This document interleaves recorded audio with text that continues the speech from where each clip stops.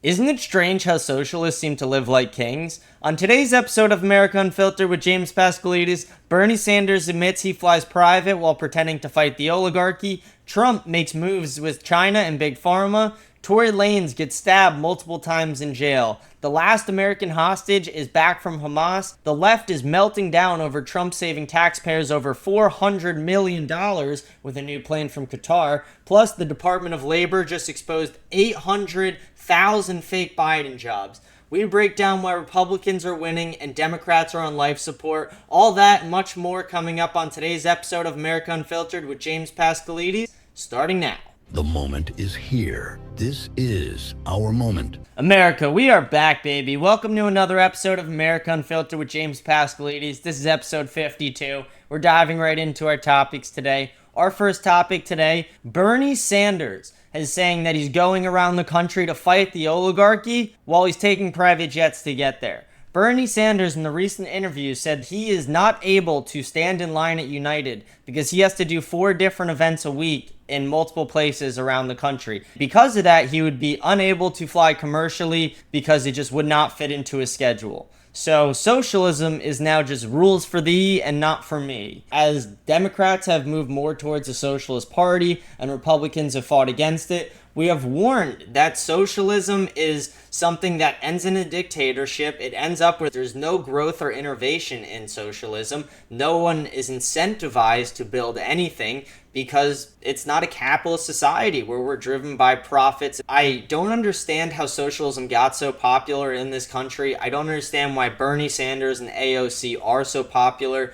They are 2 of the worst people in our government. I think AOC and Bernie Sanders should be voted out as soon as possible. I don't understand why people continuously vote for failing politicians. AOC and Bernie Sanders are nothing more than very low IQ socialists who have no clue how an economy operates, no clue how this country works at all. I want to go on to our next topic. Trump finally knocked down a trade deal with China. So Trump secured a trade deal with China. The liberals have been doubting this. The media has been doubting this. They said, what is Trump doing, raising the tariffs on these countries, specifically China? Trump knew what he was doing the entire time. Art of the deal. Over 40 different banks closed down in the span of a month in China. China was seeing their dollar hit all-time lows. Trump forced this, he forced their hand, he forced a better trade deal, and forced pretty much an entire trade reset of everything we knew with China when it comes to trade. We'll now have an even playing field when it comes to trade with China. Donald Trump is an excellent negotiator. He uses art of the deal and his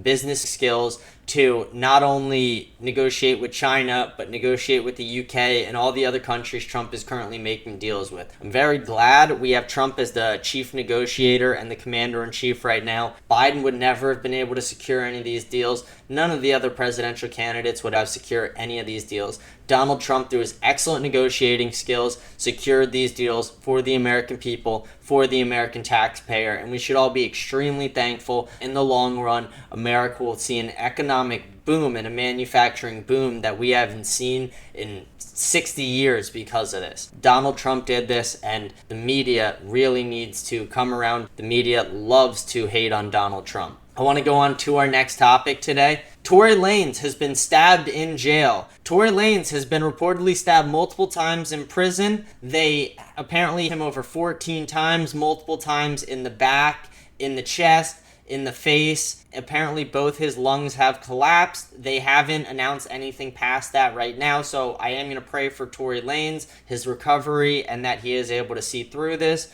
Tory Lanez currently is in jail for allegedly shooting a gun at Meg Thee Stallion's feet, who is another famous R&B artist. I am not a fan of her at all. I think her music and her message is awful to young women. But Tory Lanez is, if he did do that, he should be in jail. But Tory Lanez, no one should be hurt like this, so I really do pray for his recovery. He does make great music, and he did do a lot of things for his community. I really hope for his speedy recovery, and that whoever did do this, they're able to find justice for that person. I want to go on to our next topic. Trump files an executive order capping prescription drug prices in the United States. So President Donald Trump has now signed an executive order to align U.S. prescription drug prices with those of other developed nations.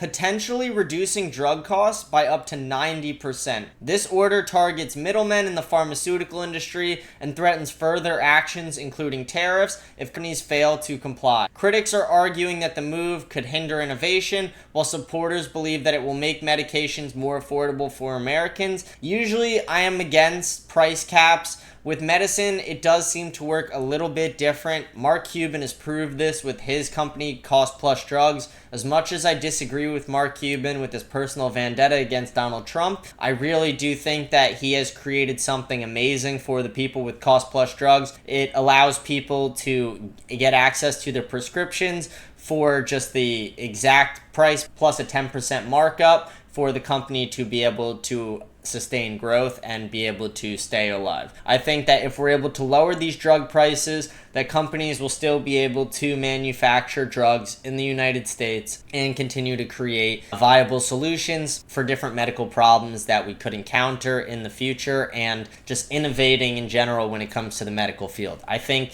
that Donald Trump is doing the American people a favor. It's crazy to me that if this was something that Joe Biden did, they would be writing about it for the next year straight of how good of a president he was, and they'd run on it in his next campaign. I really think that liberals need to stop flip-flopping depending on who's saying what on how they feel about certain things, because when Donald Trump agrees with something that they agree with, they tend to just go the exact opposite way. It is one of the most ridiculous things. Trump derangement syndrome is very alive in our country. I want to go on to our next topic.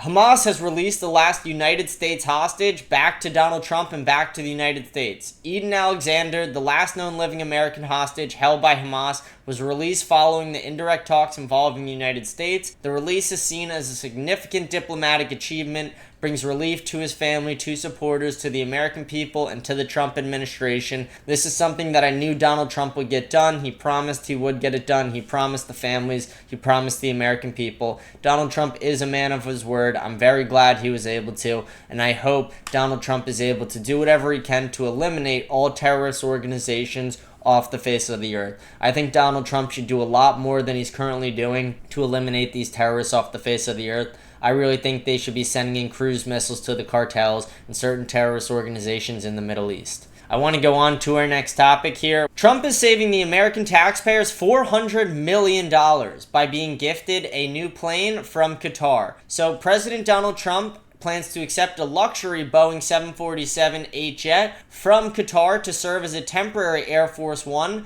later donating it to the presidential library. A lot of people are critiquing this, saying that he shouldn't be accepting gifts from Qatar. On some level, I do agree. I don't think we should be too involved with Qatar, but if we are saving $400 million from it, the plane hasn't even been to the Middle East, it was manufactured by Boeing, then I don't see a problem with it. If the plane was in the Middle East prior and there was possibly some alterations done to it or a security concern, I would understand that. But since the plane has never been over there, it was just made from Boeing and it would go right to Donald Trump, this is something I do support. I basically see it as a free $400 million for the American taxpayer. Why would we spend $400 million of taxpayer funds that are being handed to us right now? I don't see a downside to it. I personally think Trump should accept it, not listen to the media. It's not like Trump owes them anything if he accepts the gift. Trump owes them absolutely nothing. They're giving this gift because they respect President Donald Trump and his authority. I want to go on to our next topic. President Joe Biden has been caught lying about inflated job numbers. The Bureau of Labor and Statistics admitted that the U.S. added 818,000 fewer jobs than previously estimated between March 2023 and March 2024. Critics argue this overestimation misled the public about the strength of the job market under the Biden administration. Democrats were saying that the economy was strong. They kept pointing out the job numbers and the job growth. Most of the jobs were just give-back jobs from COVID, jobs that they took away and then gave back from COVID. And then, like you're seeing reported here, they over-reported by almost 1 million jobs. This is the type of things that Republicans are so furious about. It's one of the reasons I started this show. There's so much waste, fraud, and abuse in our government, and there's so many lies being told by the media and our politicians themselves. We need people to to be able to expose these lies, to let the American people know what's true and what's not, and to lead them in the correct direction when they're heading to the voting booths come the next election cycle. I think what Joe Biden did here is borderline criminal. Misleading the American people like this, misleading the American economy like this is very sad. And Joe Biden probably wasn't the one doing it. We all know he was a senile old man. He had dementia. He was a very old man. And I think Kamala or Obama or senior officials were running the show. Whoever it was, they were lying to the American people. KJP got up week after week and lied to the American people. And we are sick of it. I'm very glad we have someone like Donald Trump in office, which it brings us to our last point. Our last point is why Republicans are winning over Democrats time and time again. Republicans are beating Democrats right now, and if you look at the numbers of young conservatives are way greater than the number of young Democrats because it's not exciting to be a Democrat. Democrats are promoting unpopular policies and supporting unpopular people. The Democrats are supporting men and women's sports. They're advocating for open borders. They're supporting Luigi Mangione. They're supporting figures like AOC, Bernie Sanders, who are socialists, Jasmine Crockett, who is one of the most ridiculous people I've ever seen in the media. That woman should be nowhere near our government. And what do you gain from being a liberal? There's no hope. You're just told if you're a white man that just wait your turn, let all the minorities shine right now. You don't need a job right now. Let DEI do its thing. There's no incentives for building under liberals. Under conservatives, there's a lot of incentives for growth, for manufacturing, for the future of this country. We want to bring back the nuclear family. We want to not only make housing more affordable, but something that every human has access to. We want to lower the cost of your colleges because it has become a scam. Republicans are the party of the future. Democrats are the party of the past. Republicans are winning over Democrat in almost every single way right now. I'm James Pascal. This is episode 52 of America Unfiltered. I'm signing off today. I hope you guys have a blessed day, and I will see you guys tomorrow.